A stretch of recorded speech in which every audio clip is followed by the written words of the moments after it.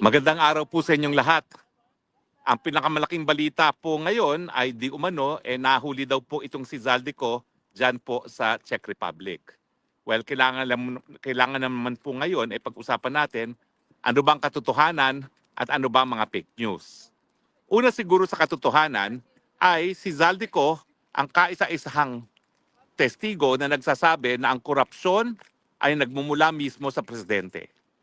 Yan ay sinabi niya dahil nung siya ay chairperson ng Committee on Appropriations sa Kamara de Representante, nagpasok ng 100 billion na insertion si Presidente. Hindi lang po yan, no? Sinabi rin niya na siya mismo nag-deliver ng 25% ng 100 billion or 25 billion kay Presidente mismo. At ang mga pwedeng mag-corroborate dyan ay yung mga text messages ngayon na linabas at unang isinapubliko ni Congressman Leandro Leviste, no? So, hindi natin masasabi na kwentong kutsero na parang kay Madriaga yan kasi merong mga corroboration. Ang inaantay lang natin ay yung katapatan sa bayan at katapangan nung maglolo na Bersamin na sabihin nga ang totoo nang malaman natin kung totoo nga ba at makokorroborate ang sinabi ni Zaldico. Pero sinabi rin ng mga 18 Marines na sila ang mga pinag-utusan ni Zaldico para mag-deliver ng sangkatutak na pera. At alam naman nila kung saan nila dineliver at kung kanino dineliver ang mga salaping ito. So po pwede rin yan ma-corroborate. Pero ngayon po, ang balita ay naaresto na ba si Zaldico? Well, ano na naman ang facts at ano na naman ang fake news? Ang facts ay siya ay nasa Europa. Ang fact ay meron siyang Philippine passport. Ang fact ay ang Sandigan Bayan ay nagkansila ng kanyang passport. Ngayon, ano ngayon ang sinasabi ng Malacanang? At walang iba pa kundi ang presidente nagsalita. Ang sinasabi niya, unang-una, napahuli daw nila si Zaldico. Well, katotohanan ba ho yan o hindi? Well, ngayon, nagbigay linaw na itong si Interior Secretary John Vic Remulla, hindi po Philippine government ang nagpa-aresto. Di umano, si Zaldico ay pumasok ng walang dokumento ng Czech Republic galing ng Germany. Ibig sabihin, ang fact na alam natin ay yung Sandigan Bayan ay pinakasila kanyang passport. So mukhang siya ay nagtangka na pumasok ng Czech Republic nang pinakita ang passport, ang na-check, yan ay revoke na.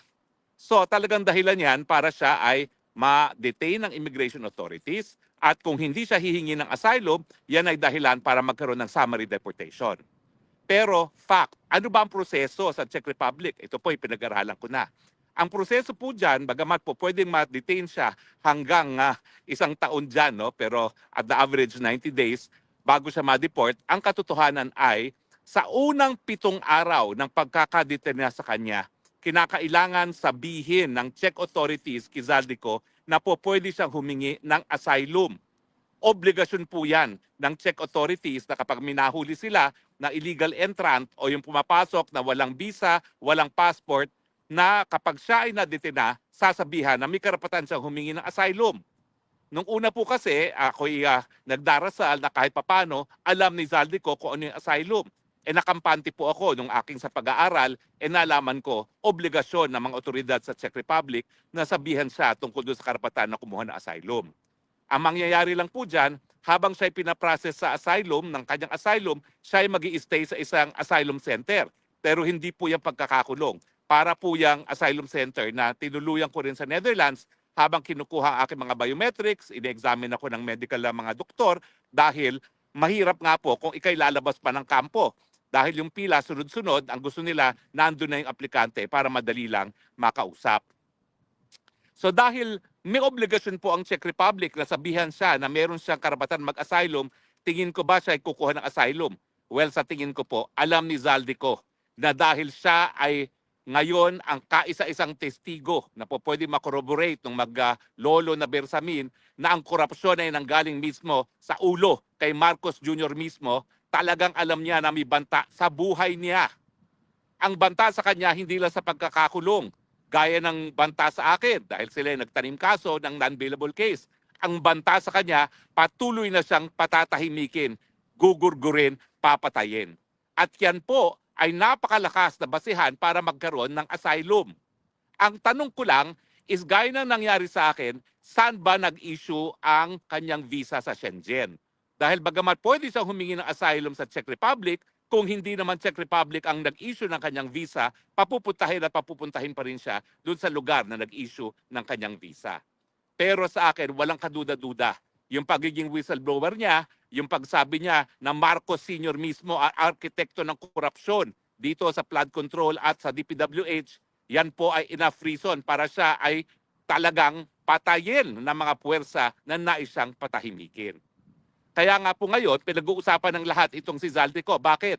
Kasi si Zaldico, kung talagang siya ay hindi susupilin sa pamamagitan ng pagkukulong o kaya naman pagpapatay, siya magpapatunay na merong responsibilidad ang Marcos Sr., ang Marcos Jr., si Marcos Jr., si Bongbong, sa katiwalian. At wala pong ganyang testigo siguro maski sa sarili niyang ama, si Marcos Sr. Napaka-importante po ng testimonya ni Zaldico, kaya naman, bagamat hindi ko sinasabi na wala dapat siyang pananagutan, ang katotohanan, kung wala ang testimonya ni Zaldico, mahihirapan tayong maparusahan ang Marcos Jr. at ang kanyang pamilya. Tandaan natin, ang in-expose niya, korupsyon hindi lang ni Marcos sa Jr. doon sa 100 billion, kundi yung smuggling. Smuggling pati sa pagkain na ginagawa ng First Lady Di Umano at ng kapatid ni First Lady Di Umano. So Zaldico, kung nasan ka man, karapatan mong humingi ng asylum. Sasabihan kanila na may karapatan kang humingi ng asylum, humingi ka lang. Dahil malinaw na malinaw, gaya ng sikat ng araw, na meron kang karapatan, meron kang well-founded fear na pwede kang gurgurin, patayin, dahil ikaw lang ang magiging susi para mapanagot ang presidente at ang kanyang pamilya sa kanilang katiwalian. Stay safe.